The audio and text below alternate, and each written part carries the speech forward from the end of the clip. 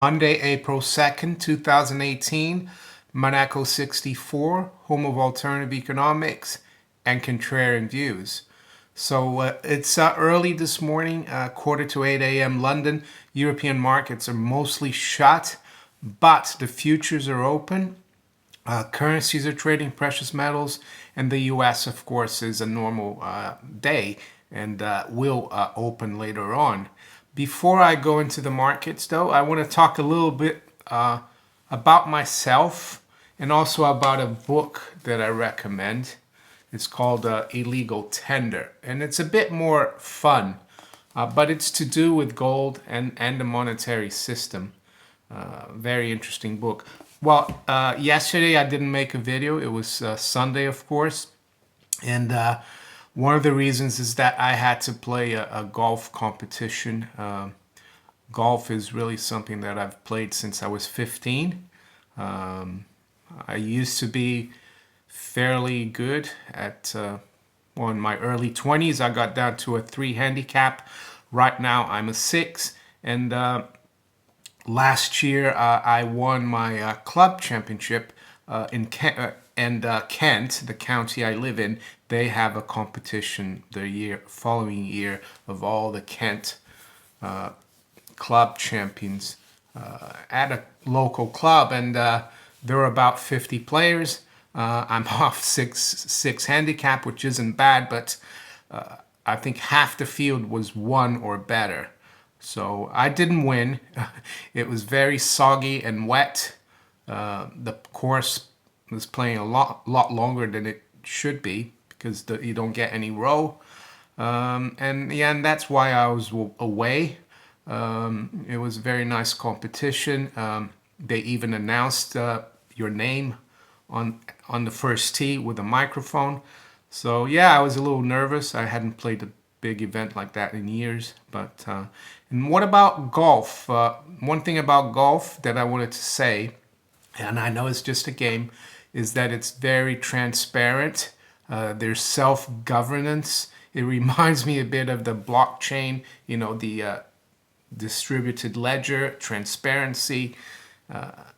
Golf is a game where, yeah, there are people who cheat in golf, but 99.9% of the people follow the rules, and the rules are the same for everyone, be it Jack Nicklaus, Tiger Woods, Jordan Spieth, whoever. And one good example about the rules of golf and how immutable they are, and if you do something, and you sign your card, there's no going back, is about 50 years ago at the Masters, which, by the way, starts this week. The Masters at Augusta National, which is it's like the biggest tournament for golfers. It's the start of the season. But what happened 50 years ago at the Masters? Well, there's a player by the name of Roberto De Vicenzo. He was an Argentinian golfer, very good golfer. He won the British Open the year before. And in 1968, he was playing in the final round. He birdied the 17th hole and then finished the round, and it was televised and everything. Everyone saw him making the birdie on 17, or 3. He signed his scorecard, and everyone thought that he had tied Bob Goalby for the title. They would have to go and play off for the title, 18-hole playoff at the time. But then it was realized that his playing partner, who kept his scorecard, wrote a 4 on the 17th instead of a 3. And Roberto De Vicenzo didn't check his scorecard and signed for it.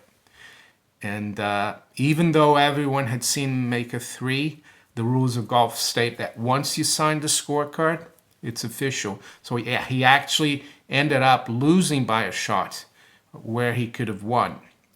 And that just shows the immutability of golf. There's no, you can't change it once you sign it. And that's what I think the blockchain is. Once you do something and it's there, you can't change it. There's a lot of people who seem to think that it's a bad thing, that things will be transparent. that there won't be any privacy. I think there will still be privacy. People will still be, have privacy in their lives. But in some aspects, things will be transparent. Nowadays, there is no transparency in the markets. The central bankers meet in a closed room. They decide everything for us.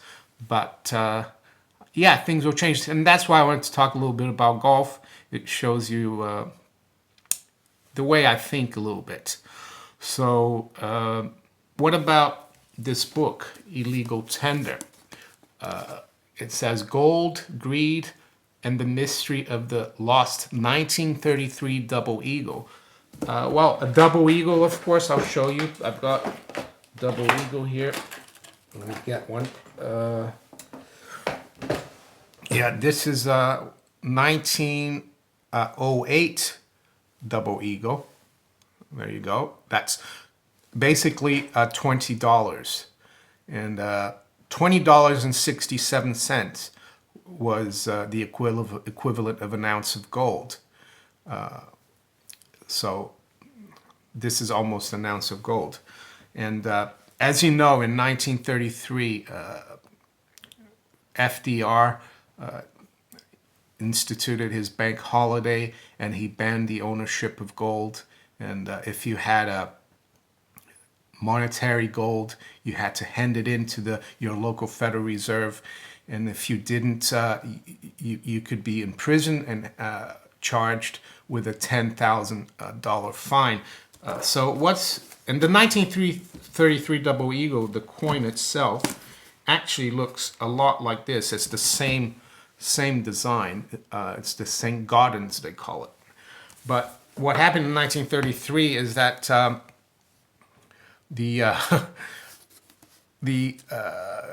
what was it called? The executive order to ban the ownership of gold came out, but some people at the Philadelphia Mint, and the Philadelphia Mint is the original mint of the United States, and usually there's no mark on the Philadelphia coins because it's the first mint. But let's say if you look at the San Francisco Mint, you've got an S. If you look at the Carson City Mint, which doesn't exist anymore, you have a CC. What else? Which are the New Orleans Mint? Used to be an O. So the Philadelphia Mint has no mark.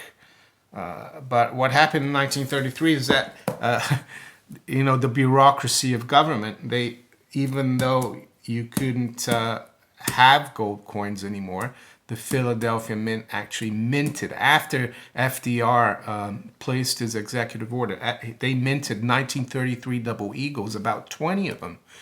And but it never circulated, and some people at the mint got a hold of it and sold it off to some jewelers in Philadelphia, and it ended up in the hands of the king of Egypt. I forget his name. He was an avid coin collector, but it was a crime because it was stolen from the mint. So I'll read a little, and it's a really good story. It's a bit of fun, and it goes back into that period where that happened. And for people who are interested in gold and the monetary system.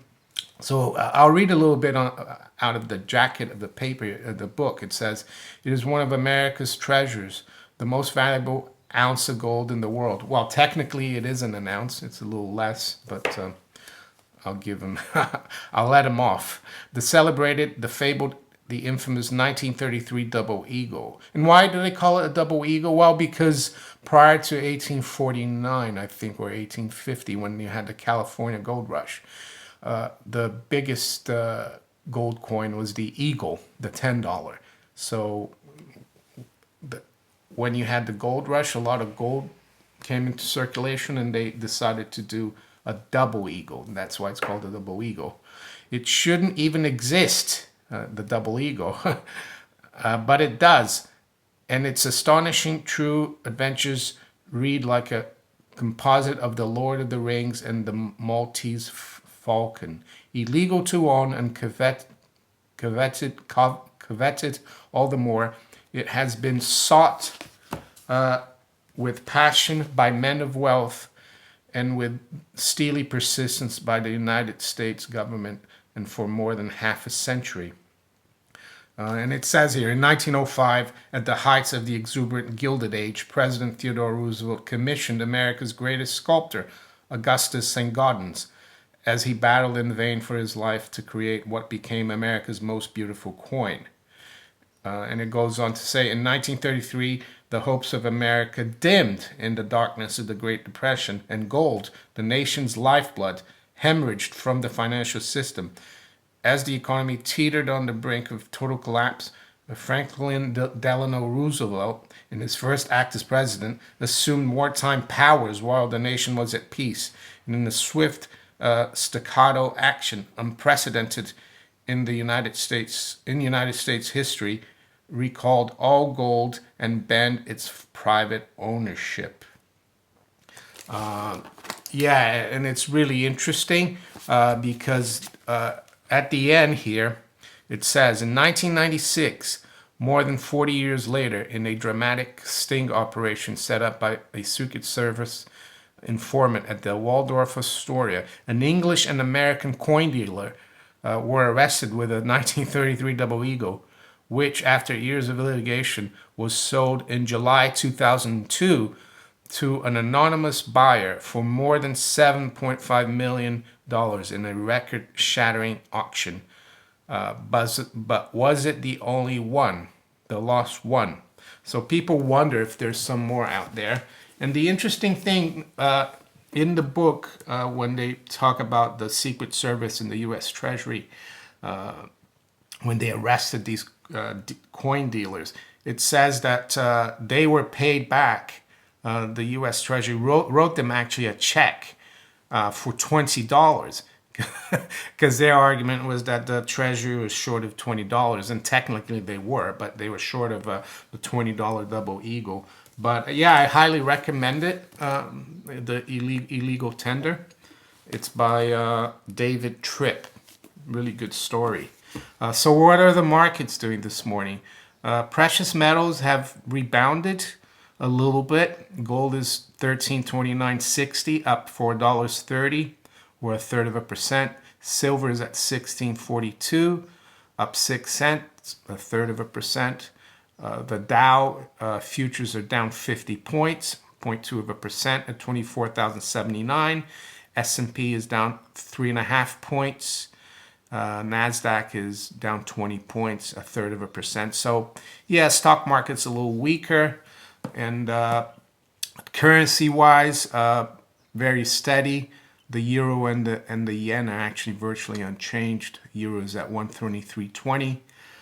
The dollar yen 106.33. The pound slightly stronger, up 0.2% at 140.46.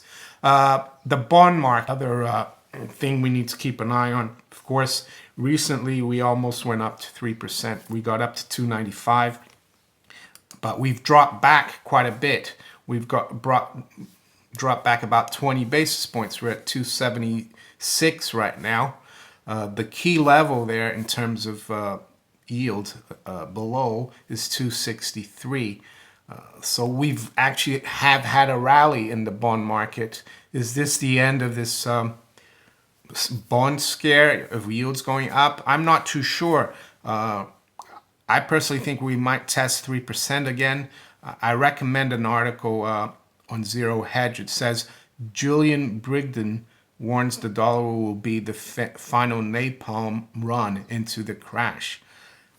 And I agree a lot with what he says, and I've said this in the past, with the way the Western countries, US, UK, have so much debt and are incurring a lot more debt and running deficits, and the demographics of the population, they need to keep inflating the debt. It's gonna, because it's very hard to carry a huge amount of debt when you don't inflate. And in the fiat money system, as I've said before, you need to inflate or you'll die. That's what the Bank of Japan, that's what the Japanese have found in the last almost 30 years. So yeah, I recommend this. article. I'll put a link below to this article in the description. And the other thing I wanted to talk about is the merchandise for the channel. You can get mugs, Monaco 64 mugs, and t-shirts as well. I'll put the link below to that in the description as well. So if you enjoyed this video, please like, share it, subscribe to my channel if you haven't yet, and you can also follow me on Twitter and on steemit.com. And I'll talk to you later. Bye.